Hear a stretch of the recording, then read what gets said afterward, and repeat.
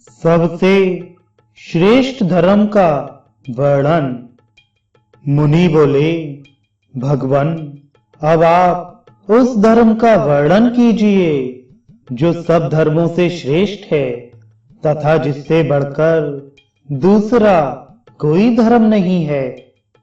व्यास जी ने कहा, मुनिवरों, मैं ऋषियों के द्वारा प्रशंसित प्राचीन धर्म का जो संपूर्ण धर्मों से श्रेष्ठ है वर्णन करता हूं। तुम एकाग्र चित्त होकर सुनो।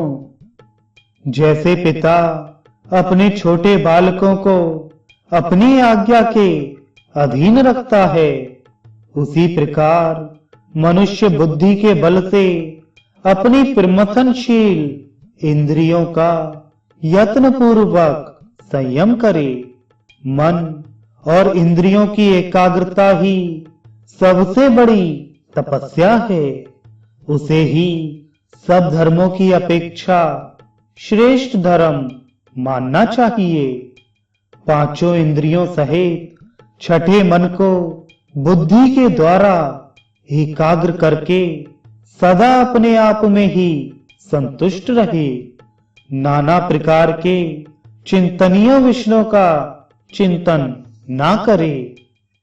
जिस समय ये इंद्रियां अपने विषयों से हटकर बुद्धि में स्थित हो जाएंगी, उसी समय तुम्हें सनातन परमात्मा का दर्शन होगा। धूम रहित अग्नि के समान दैदीप्यमान उस परम महान सर्वात्मा परमेश्वर को मनीषी ब्राह्मण ही देख पाते हैं। जलते हुए ज्ञानमय प्रदीप के द्वारा पुरुष अपने अंतःकरण में ही आत्मा का दर्शन करता है। ब्राह्मणों, तुम लोग भी इसी प्रकार आत्मा का साक्षात्कार करके संसार से विरक्त हो जाओ। जैसे सांप केंचुल छोड़ता है, वैसे ही तुम भी सब पापों से मुक्त हो जाओगे। इस उत्तम बुद्धि को प्राप्त कर लेने पर तुम्हारे मन में चिंता तथा वेदना नहीं रहेगी। अविद्या एक भयंकर नदी है जिसके सब ओर स्रोत हैं। यह लोगों को प्रवाहित करने वाली है। पांचों इंद्रियां इस नदी के भीतर रहने वाले ग्रह हैं। मानसिक संकल्प विकल्प ही इसके तट हैं। यह लोभ, मोह रूपी तृण आदि से आच्छादित रहती है। काम और क्रोध रूपी सर्पों से युक्त है। सत्य ही इससे पार कराने वाला पुण्य तीर्थ है। इसमें असत्य का तूफान उठा करता है। क्रोध ही इस श्रेष्ठ नदी का कीचड़ है। इसका उद्गम स्थान अव्यक्त है। यह काम क्रोध से व्याप्त तथा वेग से बहने वाली है। अजितेंद्रिय पुरुषों के लिए इसे पार करना अत्यंत कठिन है। यह नदी संसार रूपी समुद्र में मिलती है। अपना जन्म ही इस नदी की उत्पत्ति का कारण है। जिव्या रूपी भंवर के कारण इसको पार करना कठिन है। स्थिर बुद्धि वाले पवित्र मनीषी पुरुष ही इस नदी को पार कर पाते हैं। तुम सब लोग भी इस नदी के पार हो जाओ।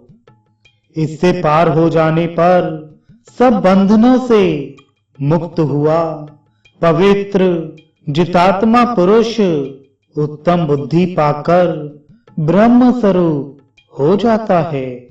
वह सब क्लेशों से छूट जाता है।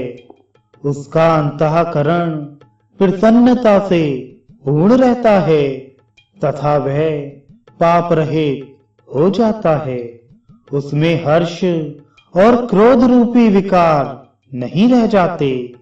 उसकी बुद्धि क्रूर नहीं होती।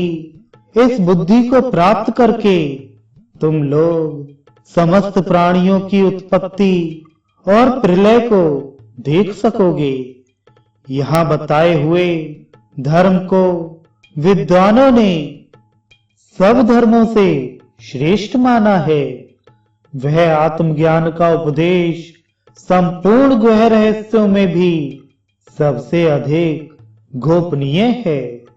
जो कोई परम पवित्र, हितैषी तथा भक्त हो, उसी को इसका उपदेश करना चाहिए।